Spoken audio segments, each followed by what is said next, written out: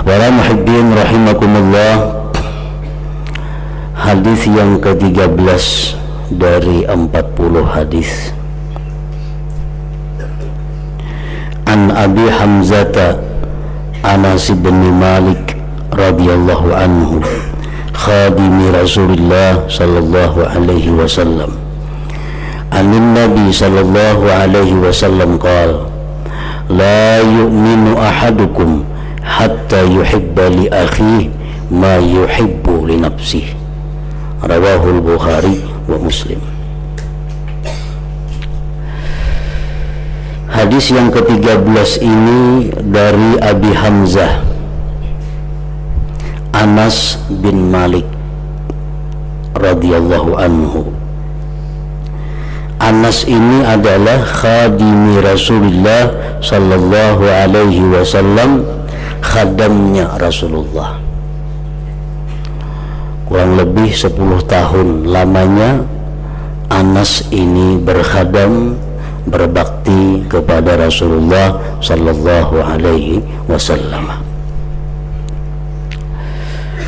Di dalam satu riwayat disebutkan bahwa Anas bin Malik, khadamnya Rasulullah ini, pernah didoakan oleh Rasulullah sallallahu alaihi wasallam dengan sebuah doa, Allahumma akfir malahu wa waladahu wa barik fihi wa adkhilhul jannah. Nabi pernah mendoakan Anas bin Malik, pembantu Sidin, dengan doa, ya Allah, banyakkanlah hartanya dan anaknya, dan berkati padanya, dan masukkan dia ke dalam surga.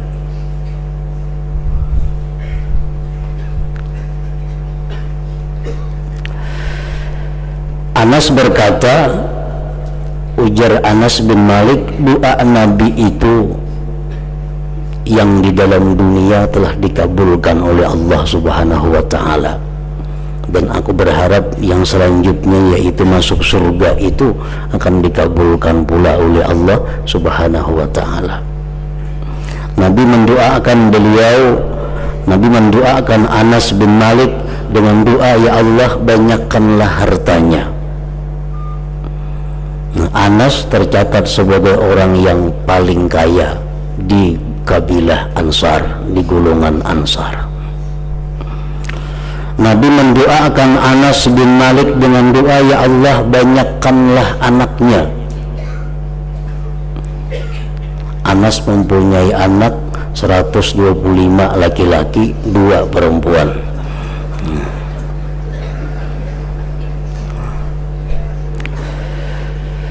Dan Nabi mendoakan Anas dengan doa, wa barik fih, berkati padanya. Kebun yang dimiliki Anas ini memetik buahnya 2 kali setahun, orang setahun sekali aja. Itu semuaan kabul. Cuma yang kutunggu lagi, ujar Anas, doa Nabi yang terakhir, masukkanlah dia ke dalam surga. Nah, hadis yang ke-13 ini riwayat dari Anas bin Malik, pembantunya Rasulullah sallallahu alaihi wasallam, dari Nabi sallallahu alaihi wasallam. Beliau bersabda, la yu'minu ahadukum, tidak beriman salah seorang kamu, hatta yuhibba li akhihi, sehingga dia mencintai untuk saudaranya kaum muslimin dan muslimat, ma yuhibbu li nafsi, sesuatu yang ia mencintai bagi dirinya. Ini hadis riwayat Bukhari dan Muslim. Nah, jadi di sini artinya Rasulullah menjelaskan, tidak beriman salah seorang kalian kecuali dia mencintai untuk kaum muslimin dan muslimat sesuatu yang dia cintai untuk dirinya. Kalau kita kepingin diri kita ini sehat, maka kita kepingin juga kaum muslimin dan muslimat itu sehat. Kalau kita kepingin untuk diri kita ini beribadah, taat kepada Allah, kita kepingin juga orang muslimin dan muslimat itu taat beribadah kepada Allah. Kalau kita kepingin bahwa diri kita ini diampuni Allah dosa, kita kepingin juga agar kaum muslimin muslimat diampuni Allah dosanya. Kalau kita kepingin bahwa kita ini menjadi orang yang kaya, maka kita mesti kepingin juga agar kaum muslimin dan muslimat itu menjadi orang-orang yang kaya. Nah, itu yang dimaksud dengan hadis Nabi tadi. Nah, jadi orang-orang yang mengamalkan hadis Nabi ini sulit untuk mengikuti perlombaan. Kenapa? Sebabnya karena ingin menang nomor satu. Sedangkan nomor satu aja. Kalau kepingin orang lain juga nomor satu, nah kadang mau terjadi.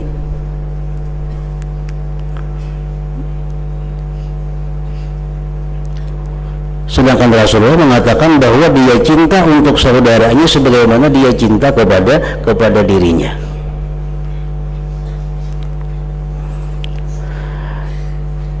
Di dalam riwayat lain yang memperjelas sabda Rasulullah sallallahu alaihi wasallam tadi, riwayat Imam Ahmad bin Hanbal, Rasulullah bersabda, la yablughu 'abdun haqiqatal iman hatta yuhibba linnas ma yuhibbu li nafsihi minal khair.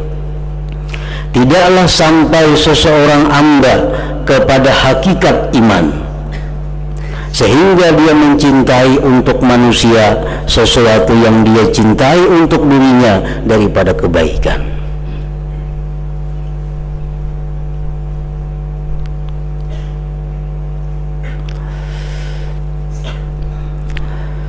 Di dalam riwayat yang lain dari Yazid bin Asad Al-Qushairi berkata, qala li Rasulullah sallallahu alaihi wasallam, Rasulullah berkata kepadaku, ujar Yazid bin Asad Al-Qushairi, atuhibbul jannah, adakah engkau kepingin surga? Qultu na'am, aku kata iya wahai Rasulullah. Qala, Rasulullah bersabda, fa'ahibba li akhi ma tuhibbu li nafsi, cintailah untuk saudara engkau sesuatu yang kamu cinta untuk diri engkau sendiri. Jadi kalau kita kada hakun disakiti orang, maka kita jangan hendak menyakiti orang. Kalau kita kada hakun dibunguli orang, jangan hendak membunguli orang. Amun kita kada hakun dilarangi orang, hakun dilarangi orang kita bertukar, jangan hendak melarangi orang. Nah, cintailah saudaramu sebagaimana kamu mencintai diri kamu sendiri. Para muhibbin rahimakumullah, para pensarah hadis menjelaskan bahwa hadis Rasulullah sallallahu alaihi wasallam tadi akan menghindarkan kita daripada berbagai macam akhlak buruk, akhlak yang tidak baik. Akhlak buruk yang terhindar dengan hadis yang ke-13 tadi, pertama adalah al-hasadu, dengki. Kalau kita dengki, jelas sudah kita kada mengamalkan hadis tadi.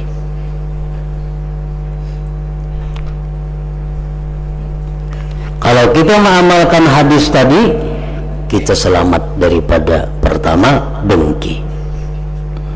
Apa yang dimaksud dengan dengki itu? Apa yang dimaksud dengan hasad itu? Para ulama menjelaskan ada dua macam jenis dengki. Kedua-duanya termasuk golongan dosa besar. Yang pertama, ayyuhibba zawalan ni'mah an akhi wa in kana dzalik la yantakilu ilaih. Yang pertama, bahwa dia kepingin hilang nikmat dari saudaranya sekalipun nikmat itu tidak berpindah kepada dirinya. Inya kepingin agar si fulan yang menduduki jabatan itu diberhentikan. Inya kepingin si fulan yang mempunyai nikmat pangkat itu dijatuhkan. Dia kepingin agar fulan yang kaya raya itu dibangkrutkan. Dia kepingin orang yang sihat walafiat itu disakitkan. Nah, ini hasad. Jauh dengan isi hadis yang kita baca tadi. Yang kedua, ayyuhibba zawalan ni'mah an akhihi li ragbatihi fi tilkan ni'mah. Ini yang kedua sama-sama haram, bahwa dia mengingini hilangnya nikmat dari saudaranya karena dia gemar, karena dia ingin memiliki nikmat itu. Inya kepingin benar pulang tuh digisir dari kedudukan itu karena inya hendak duduk di situ. Nah, inya kepingin memiliki barang itu sehingga dia tidak suka ada orang lain yang memilikinya. Nah, ini hasad. Rasulullah dengan tegas mengancam orang-orang yang penyakit hasad ini. Kata beliau, al-hasadu ya'kulul hasanat kama ta'kulun narul hasab. Sifat dengki itu memakan kebajikan-kebajikan, memakan ibadah-ibadah yang dilakukan sebagaimana memakannya api akan kayu yang kering. Jadi dalam hati kita ada kepingin hilangnya nikmat dari orang lain, maka ngarannya itu dengki. Bila mana kita dengki, kebaikan kita, amal ibadah kita terbakar sebagaimana membakarnya api terhadap kayu bakar yang kering. Nah, jadi hadis tadi pertama menyelamatkan kita dari sifat dengki. Yang kedua, hadis yang ke-13 tadi mencegah kita daripada bersifat al-wissu. Wish artinya adalah iradatus syar ala akhih, menghendaki kejahatan atas saudaranya.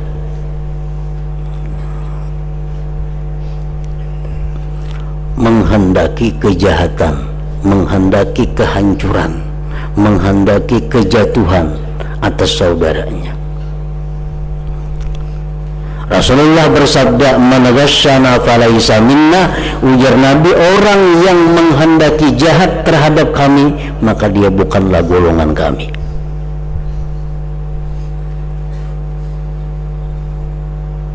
Mudahan si anu itu celaka dalam hati kita nih. Dalam hati, iradah tuh kehendak dalam hati aja mau diucapkan lebih daripada kehendak. Nah, dalam hati kita mengingini bahwa si fulan itu rugi. Dalam hati kita mengingini si fulan itu kada sukses. Dalam hati kita mengingini si fulan itu gugur. Nah, ini sifat egois ini bertentangan dengan hadis Nabi yang mengatakan fa'ahibba li akhik ma tuhibbu li nafsik.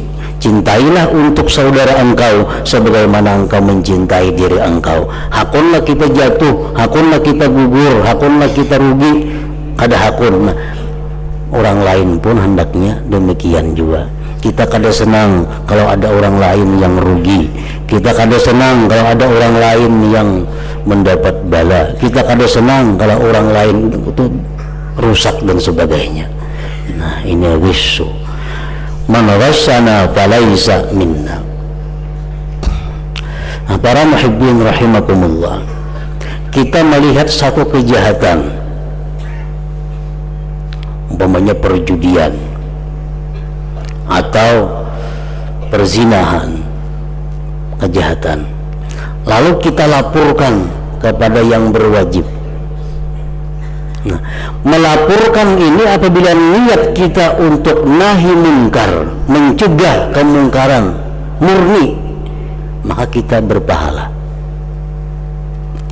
Tetapi bila niat kita melaporkan itu tujuannya untuk mempermalukan orang yang berjudi itu, untuk menjatuhkan mereka yang berjudi itu, nah ini kita berdosa.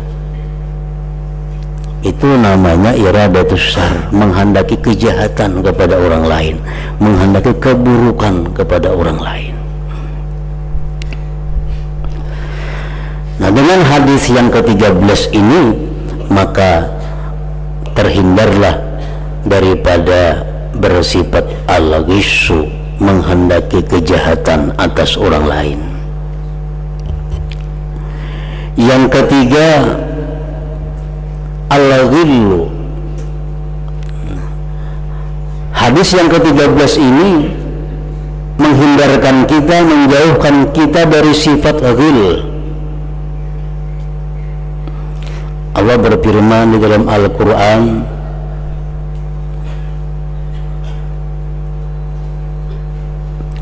tentang ghil ini. Ghil itu yashmalul khiyanata wal hidda, mencakup artinya adalah khianat dan dendam.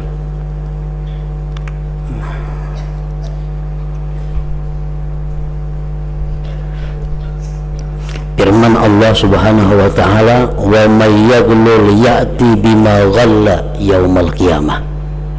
Siapa yang khianat, dia akan datang dengan yang ia khianatkan itu pada hari kiamat, menjadi saksinya. Para muhibbin rahimakumullah, berbagai macam jenis khianat ini. Seorang anak dititipi oleh orang tua duit, nak naikkan kena nukar ini, ditukarakan ke lain, itu ngarannya adalah khianat. Khianat anak kepada orang tua. Nah, seorang perempuan, seorang istri yang di hatinya ada mencintai laki-laki yang lain daripada suaminya, atau tergoda kepada laki-laki lain selain suaminya, maka perempuan ini adalah khianat kepada suaminya. Ini termasuk ghil, bertentangan dengan hadis yang kita baca tadi. Dan termasuk kalimat, dalam kalimat ghil ini adalah orang-orang yang yasriku sirra, orang-orang yang mencuri. Nah, kita hakullah dicuntan orang pun kita kada hakut, jangan mencuntan pun orang. Nah, termasuk di dalam ghil ini adalah orang-orang yang mengambil harta negara, dalam istilah yang terkenal dengan korupsi. Nah, orang yang melakukan korupsi itu orang yang berkhianat kepada bangsa dan negara.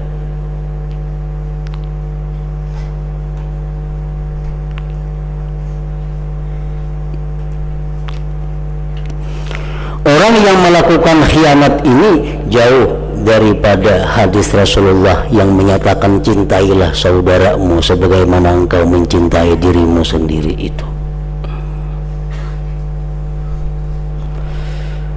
Termasuk di dalam makna al-ghil adalah al-hikid, dendam. Nah, apa yang dimaksud dengan dendam itu? Imam Ghazali menjelaskan dendam itu artinya, ujar Sidin, ayyalzama qalbuhu istisqalahu wal bughdata lahu wal nifar wa ayyadu ma dzalik wa yabqa, bahwa hatinya itu selalu benci kepada orang itu. Hati kita ini muar aja melihat itu, karena dahulu inya pernah menyakiti kita, karena inya dulu pernah menipu kita. Sekarang ini sudah minta maaf, tetap hati kita muar aja. hati kita kada katuju lawan orang itu, nah kita ngarannya dendam. Rasulullah bersabda, al-mu'min laisa bihaqud, orang mukmin itu kada mau dendam. Kalau kita dendam berarti kita kada mukmin, tidak mempunyai iman yang baik, tidak mempunyai iman yang sempurna. Nah, kemudian yang keempat, hadis yang ke-13 ini menghindarkan kita dari asyamatah bima asaba akhahu minal bala. Gembira, suka dengan musibah yang menimpa kaum muslimin dan muslimat. Siapapun orang muslim yang dapat musibah, bila mana kita gembira ingin dapat musibah, Rasulullah menjelaskan nanti pada waktunya engkau akan dapat musibah seperti orang itu.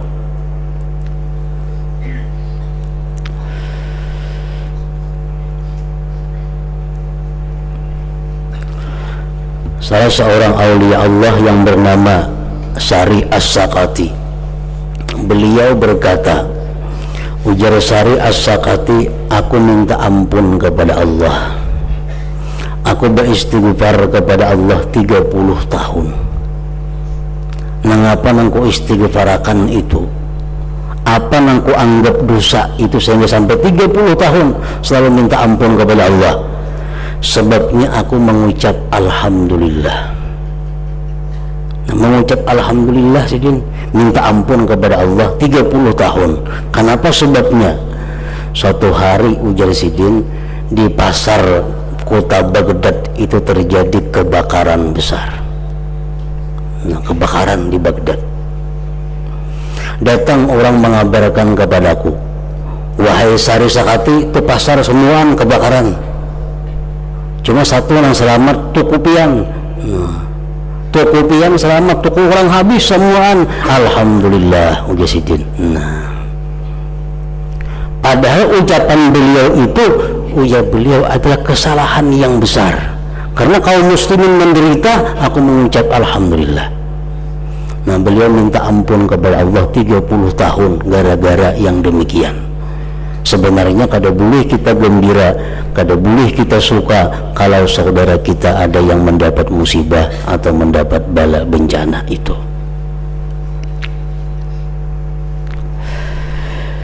Nah, yang kelima, dengan hadis yang ke-13 tadi kita terhindar daripada idza'u akhi wa ihanatuhu wa suhriyatuh, mengganggu, menyakiti, memudaratkan kaum muslimin muslimat, menghinakannya, maulu-ulunya.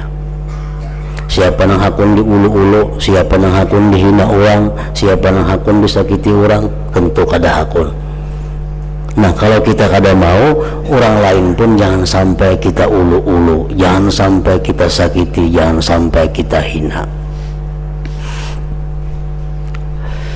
Salah seorang aulia Allah yang bernama Sahal At-Tustari, di rumah sidin saling banyakkan tikus. Banyak tikus. Ada yang murid menyeranakan, guru jakapian baingon kucing ada 3 ekor. Jakapian baingon kucing, jadi kada ada tikus lagi rumah.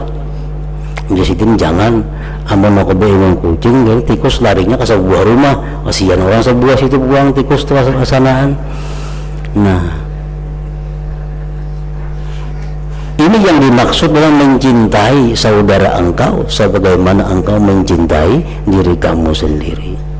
Kada mau mementingkan keselamatan sendiri, keuntungan sendiri, kenyamanan sendiri, sedangkan orang lain menderita susah payah gara-gara kita ini. Nah, para muhibbin rahimakumullah, makanya tadi orang-orang yang bersifat dengan sifat yang mulia tadi, Rasulullah sallallahu alaihi wasallam bersabda, man ahabba ayyuzahzaha anin nar wa yudkhala jannah fala tudrikhu maniyatuhu wa huwa mu'minun billahi wal yawmil akhir wa ya'ti ila nas alladhi yuhibbu an yu'ta ilaih.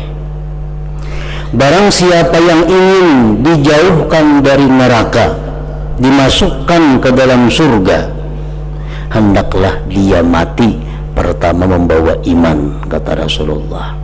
Yang kedua, di waktu hidupnya dia selalu mendatangkan kepada orang lain dengan sesuatu yang dia suka didatangkan kepada dirinya. Jadi pedagang-pedagang menjuali orang dengan keuntungan-keuntungan yang mana kita pun senang kalau orang lain untung sedemikian. Misalnya kita berjual sapida, kita jual di sapida, kita untung 100.000. Nah, andai kata kan kita nukar yang menjualnya untung 100.000, senanglah kita. Nah, kalau senang kada jadi masalah. Kalau kita kada senang orang menjual kita berhujung 100.000, ternyata kita menjual berhujung 100.000, berarti kita kada termasuk dalam golongan yang dimuliakan ini, kada termasuk dalam hadis yang disabdakan Rasulullah Sallallahu Alaihi Wasallam tadi. Jangan seperti orang begitu dia membeli dia sulit, begitu membeli dia cariwit, nah nawar macam-macam. Begitu dia menjual, dia ingin keuntungan yang banyak, keuntungan yang berlipat ganda. Nah, maka orang seperti ini yang mestinya mengamalkan hadis Nabi tadi. La yu'minu ahadukum, tidak beriman salah seorang kamu, hatta yuhibba li akhihi, sehingga dia mencintai bagi saudaranya ma yuhibbu li nafsihi. Jadi bukan orang yang menukari itu ukurannya, kita ukurannya. Umpamanya kita ini menjual barang modalnya 10.000, kita jual 100.000. Nah, baikkah kadakah kita nih berujung 90.000, modal 1.000, modal 10.000, termasuk orang baik kada? Nah, ukurannya ada pada diri kita. Andai kata kita nukar barang lawan orang itu modalnya 10.000, dijualnya 100.000, senang kada kita? Nah, bila senang kada jadi masalah. Jadi ukurannya bukan pembeli. Misalnya hendak nukar ini kapingin banget, padahal modalnya 10.000 aja, 100.000 jadinya aku nukarinya. Nah, ini senang aja mau 100.000. Tetapi andai kata kita macam itu, apa kita senang atau kada? Kita nukar barang, orang untung 90.000, senang atau kada? Bila kita kada senang, berarti kita kada termasuk di dalam apa yang disampaikan Rasulullah Sallallahu Alaihi Wasallam tadi. Itu yang diceritakan dalam sebuah manaqib salah seorang aulia Allah yang mempunyai toko. Sidin berjual kain 10 dirham. 10 dirham ini sudah harga, sudah berhujung 2 dirham. Datang waktu sidin kadada di toko, ada orang nukari, dijual pembantunya 40 dirham. Datang sidin, mana lagi sidin kain di sini tadi, nya pembantunya ulun jual 40 dirham, melarangnya kan menjual. Padahal 12 itu 10 dirham sudah berhujung 2 dirham. Kenapa dia menjual 40? Kurangnya hakun jadi si pembantu ini. Lalu sini mencari ke situ kamari, mencari orangnya nih. Akhirnya bertemuan. Berapa ikan nukar? 40. Itu kelarangan. Ulun senang jadinya. Ikan senang kada senang, beli ikan kada hakun 10 dirham, kembali duit. Kan aneh loh itu. Ampun toko nih. Bila ikan kada hakun ku jual 10 dirham, kembali duit barang belikan. Ini berarti apa? Ukurannya itu bukan pembeli senang kada senang, kita. Andai kata kita nukar kain harga 10 dirham, dijual orang 40, senang kada kita?